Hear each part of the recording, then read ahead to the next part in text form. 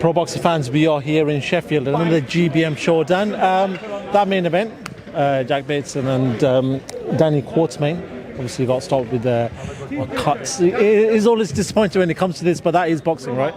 Yeah, it looks like an advert for Saw 15 or whatever we're on to now. That was just horrendous. I mean, the blood was just squirting, pulsing out of Jack Bateson's head, and the cut on Quarterman's eye was horrendous. Mad. One of those things, boxing frustrating, just heating up. But there's more to talk about in the Levi Giles against Kez Ashfaq fight. What a fight. First of all, a draw in your eyes. How did you see it? It was that close, right? I thought Kez Ashfaq won the fight. Okay. That's how I saw it. But it's not a robbery, right? It's a close fight. No. And listen, for a referee to score a fight as well is very, very difficult. So you can't give Steve Gray any shit for that. It's just a tough job. You need three judges. But when it's not a title fight in the UK, we just have scoring referees. The reason why we do that is because the budgets without TV shows, to pay for three judges, you wouldn't just do it for this, you'd have to do it for the whole of boxing, and promoters can't afford that. And that's really why I think they still do that on non-title fights. Just a quick few questions outside this. First of all, February 22nd in Riyadh, that card announced by Turki Al-Sheikh is absolutely insane. It's probably the best overall card I've seen in my time of covering boxing and just watching boxing in general. Your thoughts, man? Give me your thoughts on that one. I just think it's unbelievable, and I agree. In my time, 34 years in boxing, I was trying to think back to the Don King days, and he'd have 4 great fights on. But then still some other big names on the card, but not in quite as meaty fights down the card. This is top to bottom, incredible. Just an incredible show, and I cannot wait for it. I'd love to be out there. I'm hoping to be able to go out there because it is an unbelievable night. It's the best night of boxing in my time for me. You get big fights, but when you see a card like that with first of all, let's talk about. When I saw it, it pops up on your feed. I seen it, and my eyes aren't that great these days, and I just saw the list of the names, and I'm looking at the names. I'm like, shit. I'm like, what? I'm going nuts in my house, and I'm just like, what's going? I'm like, this card's unbelievable. And then about 2 minutes later, I clocked on. Yeah. That wasn't I thought it was a pattern or something. It's Bibble and Bitterbeer like that. Yeah. And that's the main event. I was like, no way. I couldn't believe it. An unbelievable show. So, yeah, I can't. Wow.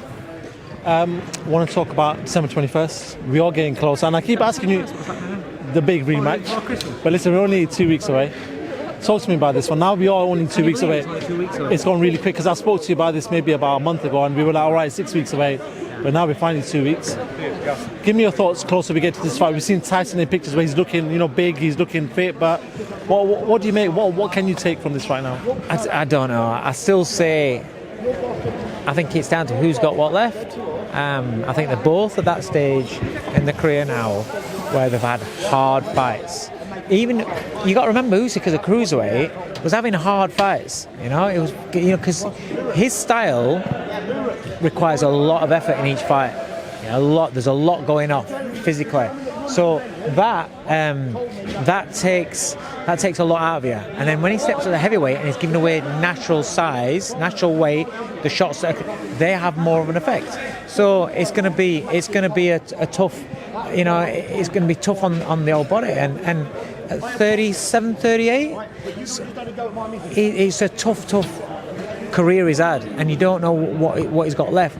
Tyson Fury, he's had his last few fights where you got to think the Deontay Wilder trilogy. All right, the second one was fully in control, but the third one he was getting bounced around, up and down, both of them. It was just an unbelievable fight. And Ngannou gets dropped, taking heavy shots. I'm getting distracted here. He's got a lot of punishment himself, and that round 9 against Usyk was incredible. And again, what does that take out of him? So for me, it's who's got what left. Interesting. Before I let you go, actually, I know there's something going on in the background. It's all right. Gervonta Davis did his press conference, and he said in that look, he might be looking to retire next year or take a break from boxing. He's saying that boxing is such a fast sport that he's been so fixated in this sport and he's been in the fast lane that he needs to maybe take a break. Can you understand that though from that point of view? Yeah, but I love Tank Davis. I love Gervonta Davis. I'm a big fan of his. But has he really been in fast lane? Has he had the fights that we've wanted him to see?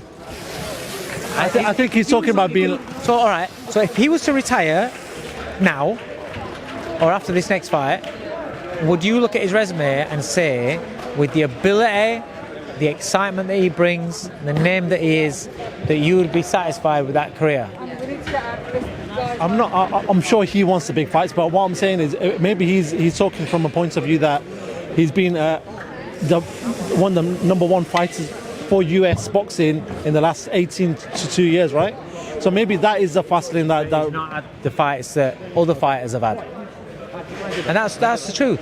Listen, if he wants to retire, fair is what we said about Sonny. As soon as you start saying, I'm not really enjoying this anymore, then it's time to get out of the sport. But a lot of fighters say they're retiring, retire for a bit, So Floyd do it a few times, and then come back with $1 million, and they've had that rest. And so I'm very sceptical about it. That's fine. Dave, always a pleasure talking to you. I don't want to take too much of your time. Yeah. What's been going on? Yeah, I don't know. I'll have to watch you back on the camera. But listen, always a pleasure, mate. And if you do fly out to Riyadh, hopefully we'll see you out there. If not, February 22nd and before. What are you going to say? What? Well, are you going to say something? So I just thought I'd let you talk. Listen, Just fingers crossed I can get to go. You'll be out there. I know you'll be out there. You're always out there. I hope so. Dave Coldwell, always a Just pleasure. want to say happy Christmas to everybody. Hope you have a great time.